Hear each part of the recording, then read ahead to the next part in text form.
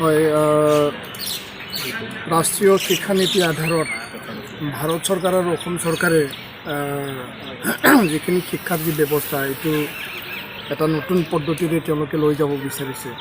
এই ক্ষেত্ৰত আমি সদায় ৰাষ্ট্ৰীয় শিক্ষানীতি আমি ৱেলকাম কৰি আহিছোঁ, কিন্তু সমান্তৰালভাৱে অসমত ৰাষ্ট্ৰীয় শিক্ষানীতিৰ এটা পৰিপন্থী কাৰ্য আমি দেখিবলৈ পাইছোঁ।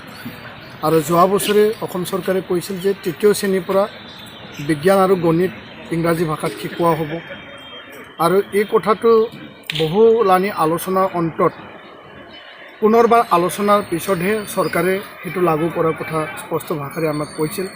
কিন্তু আজি বড়ো সাহিত্য সভা, এপছু, আছু বা অসম সাহিত্য সভাৰ লগত আলোচনা নকৰি বা আন অসমৰ বৌদ্ধিক সমাজৰ লগত বা শিক্ষাবিদৰ লগত আলোচনা নকৰি পেলাই পুনৰ তেওঁলোকে বিদ্যালয়লৈ কোনো নটিচ আৰু জাননী নিদিয়াকৈ বা এছেম্বলিত বা এইবিলাক সিদ্ধান্ত চৰকাৰীভাৱে প্ৰকাশ নকৰাকৈ তেওঁলোকে ক্লাছ 6ৰ পৰা মেথছ আৰু ছায়েন্স ইংৰাজীত মানে ছপাই পেলাই তেওঁলোকে প্ৰেৰণ কৰিছে।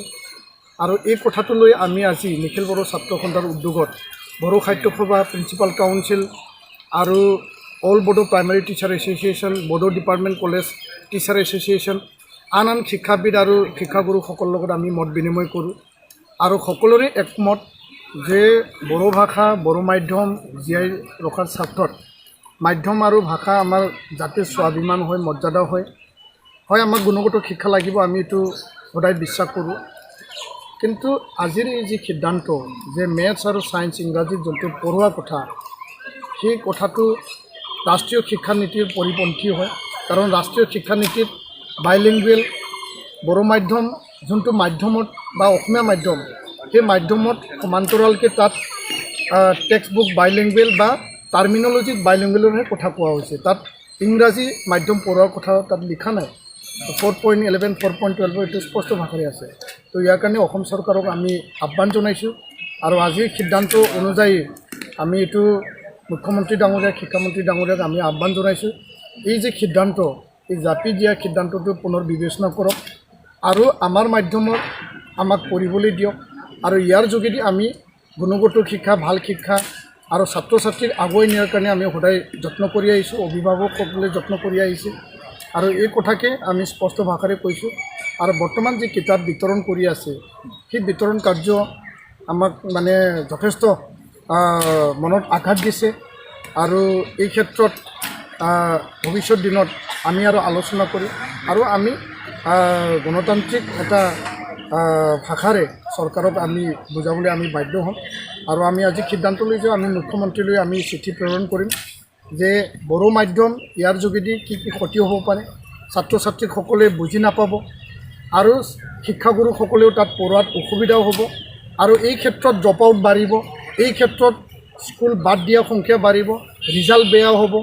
আমি ইংৰাজী মাধ্যমৰ বিৰোধী নহয়, আমি ইংৰাজী ভাষা বিৰোধী নহয়, ভাষা জানিব লাগে, ইংৰাজী খলখলীয়াকৈ ক'ব পাৰিব লাগিব। আৰু এই ক্ষেত্ৰত ইংৰাজী পঢ়োৱা আৰু শিকোৱাৰ কাৰণে বেলেগ এটা পদ্ধতি আছে। কিন্তু ছাবজেক্টত হঠাৎকৈ ক্লাছ 5ৰ পিছত যদি মেথছ আৰু ছায়েন্স ইম্প'জ কৰি দিয়া হয়, ইয়াত আমি কিতাপটো চালোঁ, তাত 99% ইংৰাজীত আছে, 1%হে বড়োত আছে। আৰু যদি ইংৰাজী পঢ়ি পেলাই শিক্ষাগুৰু শিক্ষকে এইটো ইংৰাজীত পঢ়ি এইটো বুজাব লগা হয়, পুনৰ সি বড়োতে বুজাব লাগিব, তো তাত ইংৰাজী দিয়াৰ কি মানে যুক্তি থাকিল? সেই কথাটো আমি মানি ল'ব পৰা নাই। তো ইয়াৰ কাৰণে চৰকাৰখনে পুনৰ বিবেচনা কৰিব লাগে আৰু ভাল এটা সিদ্ধান্তত মাধ্যম আৰু ভাষা আৰু জাতি এই আৱেগ অনুভূতিক চৰকাৰে কনচিডাৰেশ্যনত লৈ পেলাই কাম কৰিব লাগে বুলিহে আমি আহ্বান জনাইছোঁ। যিবিলাক এতিয়া পাঠ্যপুথি আহিছে, সেই পাঠ্যপুথিটো অলৰেডি বিতৰণ কৰা আৰম্ভ কৰিছে, এই বিতৰণ বন্ধ কৰাৰ কাৰণে কিবা ব্যৱস্থা গ্ৰহণ কৰিছে? আমি কৈছোঁ যে বিতৰণ উইড্ৰ কৰিব লাগে আৰু আমাক বড়ো মাধ্যমৰ মেথছ আৰু ছায়েন্স কিতাপ আমাক লাগে আৰু ইয়াৰ যোগেদি ভাল শিক্ষাদান হ'ব লাগে। আমি চৰকাৰ বিৰোধী নহয়, কিন্তু চৰকাৰৰ যি নীতি, সেই নীতিটো আমি মানি ল'ব পৰা নাই। আৰু নীতিটো যেতিয়া বিৰোধী হয়, তেতিয়াহ'লে আমাৰ মৰ্যাদা, আমাৰ স্বাভিমান, আমাৰ ভাষা, আমাৰ মাধ্যম জীয়াই থাকিব না নাই? কাৰণ বড়ো মাধ্যমৰ সংখ্যা কম, ছাত্ৰ ছাত্ৰীৰ সংখ্যাও কমি আহিছে। তো এই ক্ষেত্ৰত যিখিনি মাধ্যমত পঢ়া ছাত্ৰ ছাত্ৰী আছে, তেওঁলোকক আৰু পুনৰবাৰ ইংৰাজী ছাবজেক্টটো ইংৰাজীত থাকিলে ইয়াত যদি অংক আৰু গণিত সোমাই দিয়া হয় 3টা ছাবজেক্ট মানে ইংৰাজী ভাষাটো হ'ল তাত হিন্দী ছাবজেক্ট আছেই 4টা ছাবজেক্ট অন্য ভাষাটো হ'ল বড়ো যি ছাবজেক্ট আৰু ছ'চিয়েল ছায়েন্সৰ বাদে 4টা ছাবজেক্ট যদি আনত পঢ়িব লগা হয় এইটো বড়ো মাধ্যম হ'ল না এইটো অসমীয়া মাধ্যম হ'ল মাধ্যম মানে মাধ্যমত পঢ়িব পাব লাগে আৰু ইয়াত মাধ্যমত যদি মিক্স কৰি পেলাই ডুৱেল মাধ্যম কৰে তো ছাত্ৰ ছাত্ৰীয়ে কোনটো প্ৰিফাৰ কৰিব যে ইংৰাজী প্ৰিফাৰ কৰিব না অসমীয়া প্ৰিফাৰ কৰিব না বড়ো প্ৰিফাৰ কৰিব এইটো এটা কমপ্লেক্স এটা টাফ চিটুৱেশ্যন তো ইয়াৰ কাৰণে মুখ্যমন্ত্ৰী ডাঙৰীয়াক আমি বিনম্ৰতাৰে আহ্বান জনাইছোঁ এই ক্ষেত্ৰত পুনৰ বিবেচনা কৰিব লাগে আৰু আমাৰ যি আবেদন সেইটো গ্ৰহণ কৰিব লাগে এইটোহে আমি আহ্বান জনাইছোঁ এনেকুৱা ধৰণৰ অভিসন্ধি ৰচনা হৈছে নেকি যে পাকে প্ৰকাৰে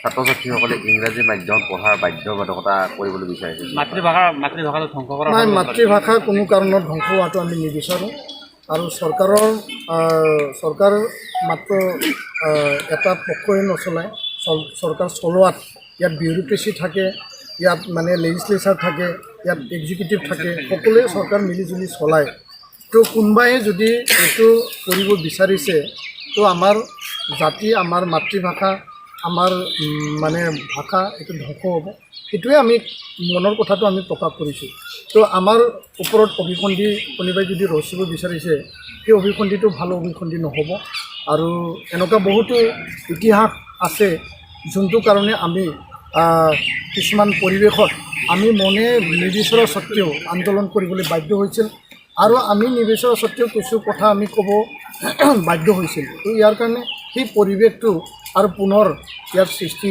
কৰিব নালাগে ইয়াৰ কাৰণে আমি চৰকাৰক বিনম্ৰতাৰে আহ্বান জনাইছোঁ এতিয়া আৰম্ভণিৰ সময় চৰকাৰে পুনৰ বিবেচনা কৰক আৰু আমাৰ লগত আলোচনাত বহক যিখিনি যুক্তিযুক্ততা আমাক দিছে শিক্ষাবিদসকলে জাতীয় দল সংগঠনে সেই কথাখিনি আমি ক'ম ইয়াত মানে যদি ৰাইজক এৰি দিয়া হয় ৰাইজৰ মাজত মানে বহুখিনি তৰ্ক বিতৰ্ক ইয়াত ওলাবই আৰু সেইটো কথালৈ যদি আমি বিবেচনা কৰোঁ তেতিয়া ইয়াত সিদ্ধান্ত নাহিব ইয়াৰ কাৰণে এটা সঠিক সিদ্ধান্ত এটা সঠিক চিন্তাৰে ভাষা মাধ্যম আৰু জাতি বচাবৰ কাৰণে আৰু সমান্তৰালভাৱে গুণগত শিক্ষা ভাল শিক্ষা আৰু ইংৰাজী জানিবৰ কাৰণে ছাত্ৰ ছাত্ৰীক যি পদ্ধতিৰে শিকাব লাগে সেই পদ্ধতিটো আঁকোৱালি লওক চৰকাৰে সেইটোৱে আমি কৈছোঁ ধন্যবাদ